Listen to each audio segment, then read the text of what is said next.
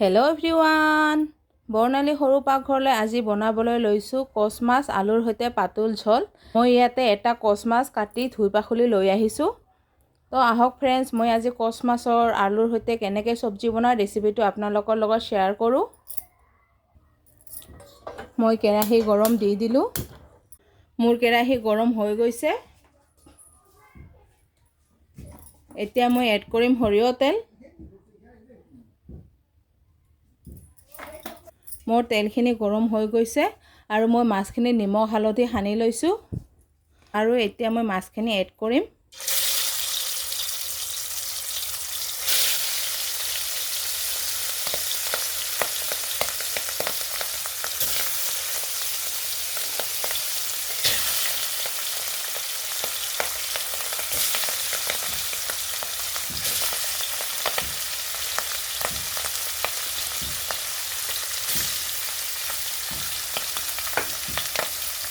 অলটাই দিছোঁ।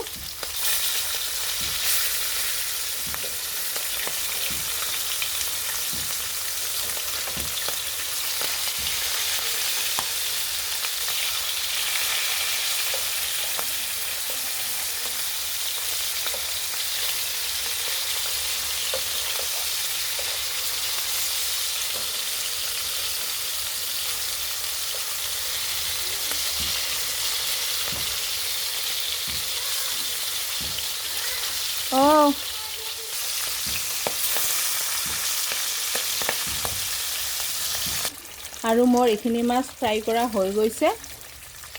মই এতিয়া নমাই লওঁ।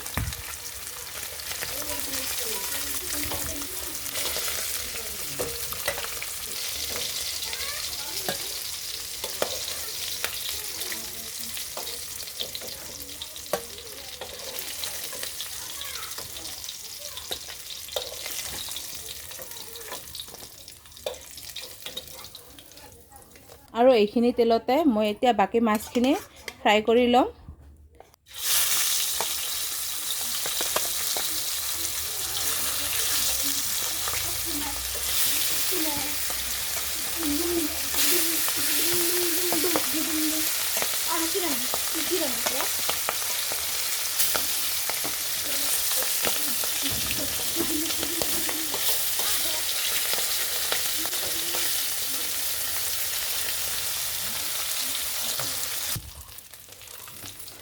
আৰু মোৰ এইখিনি মাছৰ ফ্ৰাই কৰা হৈ গ'ল।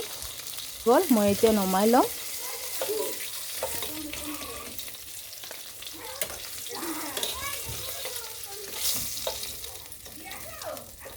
আৰু মই ইয়াতে 3টা আলু দীঘল দীঘলকৈ কাটি লৈছোঁ আৰু এতিয়া মই আলুখিনি অলপ ফ্ৰাই কৰি ল'ম।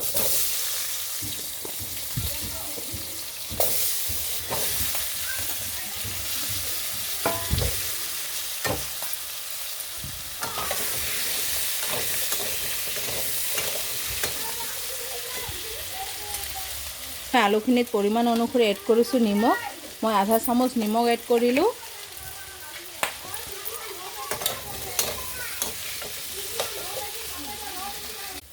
আৰু মোৰ আলুখিনি ফ্ৰাই কৰা হৈ গৈছে। মোৰ আলুখিনি অলপ অলপ ৰঙা পৰিছে আৰু মই এতিয়া আলুখিনি নমাই ল'ম।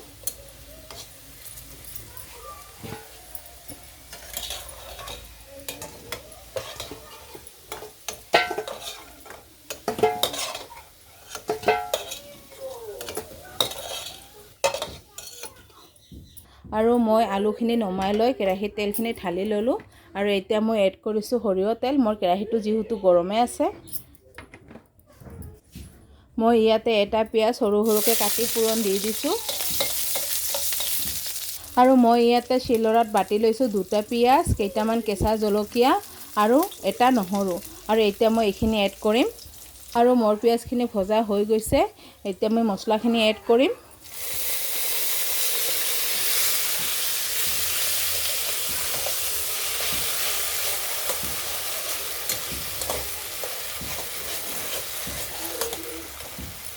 হালধিৰ গুড়ি এড কৰিছোঁ 1 চামুচ আৰু অলপখিনি।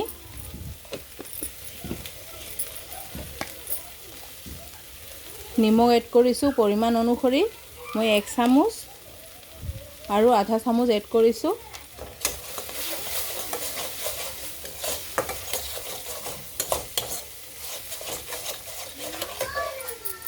জিৰাৰ গুড়ি এড কৰিছোঁ 1 চামুচ। এতিয়া মছলা প্লেটখন ধুই অলপ পানী এড কৰিছোঁ।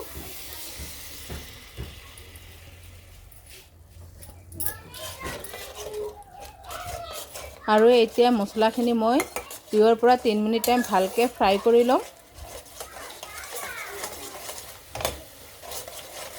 আৰু মই কেৰাহীৰ পৰা নমাই থোৱা মাছ আৰু আলু ভজা তেলখিনি মই ইয়াতে এড কৰিম এতিয়া। নহ'লে মোৰ তেলখিনি নষ্ট হৈ যাব, সেইকাৰণে মই প্ৰথমতে তেল কমকৈ এড কৰিছোঁ।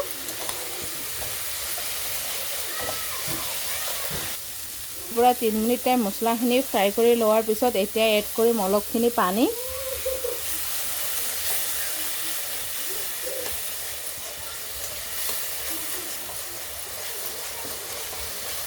আৰু পানীখিনি এড কৰাৰ পিছত মই ফ্ৰাই কৰি থোৱা আলুখিনি এড কৰিম এতিয়া। আৰু মই আলুখিনি মছলাখিনিৰ সৈতে আকৌ 2 পৰা 3 মিনিট টাইম ভালকৈ ফ্ৰাই কৰি ল'ম।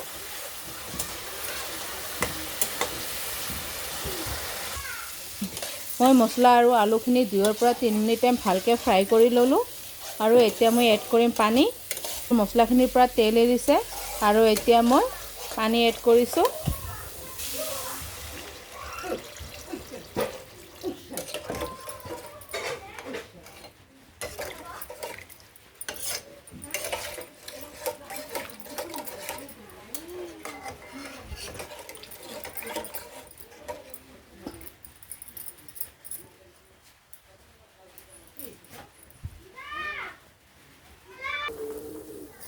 আৰু মোৰ চব্জিখিনি উতলিছে আৰু এতিয়া মই ফ্ৰাই কৰি লোৱা মাছখিনি এড কৰিম।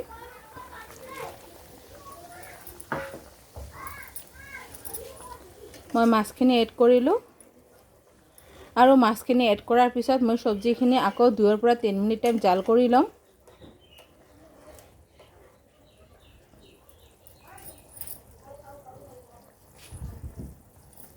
মই চব্জিখিনিত কেঁচা জলকীয়া এড কৰাৰ কাৰণে মই চব্জিখিনি আজি সেউজীয়া কালাৰৰ হৈছে। বহুত গৰম পৰিছে, সেইকাৰণে মই আজি শুকান জলকীয়া এড কৰা নাই।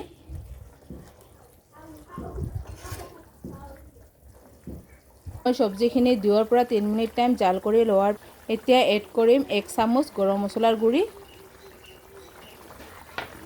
আৰু মই আজি চব্জিখিনি পাতল জোল বনাম, বেছি গাঢ়া জোল নবনাম। আৰু হৈ গৈছে মোৰ চব্জিখিনি। মই এতিয়া গেছটো বন্ধ কৰি দিছোঁ। মই এতিয়া গেছটো বন্ধ কৰি দিলোঁ।